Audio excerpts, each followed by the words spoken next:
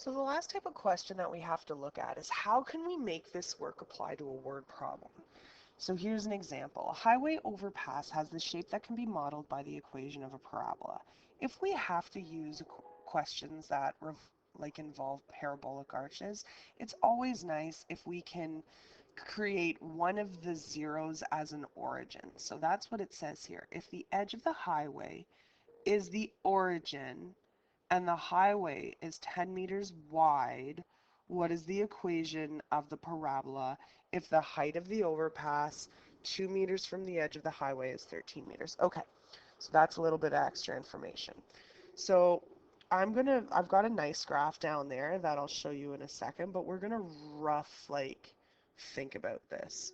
So, but let's not be so rough that it's embarrassing, Megan. Let's use these lines and cheat a little bit. Okay, so for the sake of the question, one of the edges of the overpass happens at 0, 0, and then the overpass goes up and then it comes down. That's how overpasses work, and cars drive in here and vroom, there they go. So they told us that from 0, 0, the if the edge of the highway is the origin and the highway is 10 meters wide. So from here to here is 10 meters. They've given us another zero. So look at this. We've got two zeros already. And it's just talking about the width of the highway. Now, this is assuming that the parabolas start right at the edge of the highway. If you look at this diagram, you can see that the parabolas don't go like that, but like that's what we're assuming for the question because we can. We're mathletes like that. Okay, so then what else did they tell us? They want to know the equation if the height of the overpass 2 meters from the edge of the highway is 13. They gave us a point. They've hidden a point right here. So we know that this is the edge of the highway and this is the edge of the highway. If we go 2 meters in from the edge on either side, the height of the underpass or overpass is 13 meters. So I like to go in from here. So that means boom, because this happens at 2 meters, and then that means this is at 13 meters. This is a coordinate, 2 at 13. So this question has given you two zeros and a point. This is a factored form question. Okay. The pretty example of this graph is right there. Um, and that is 0 to 10. It doesn't give you our known point at 2 and 13. So mine does. Let's go. What do we have? We have S's, T's. So zeros are 0 and 10.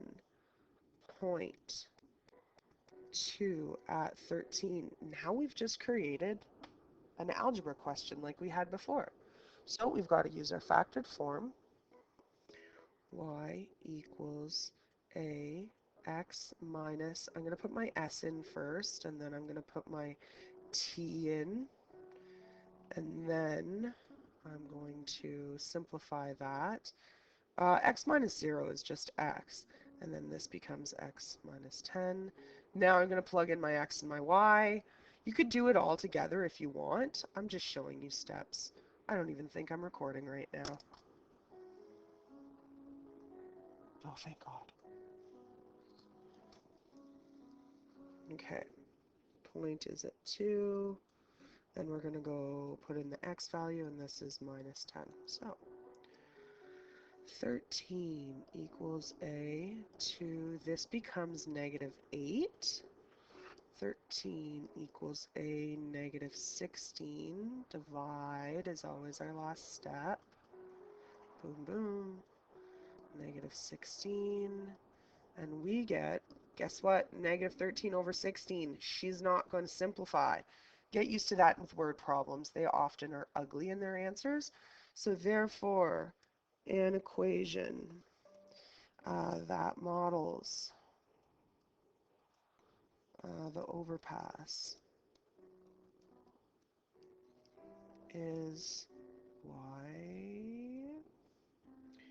equals negative 13 over 16, which makes sense because it's a sad graph.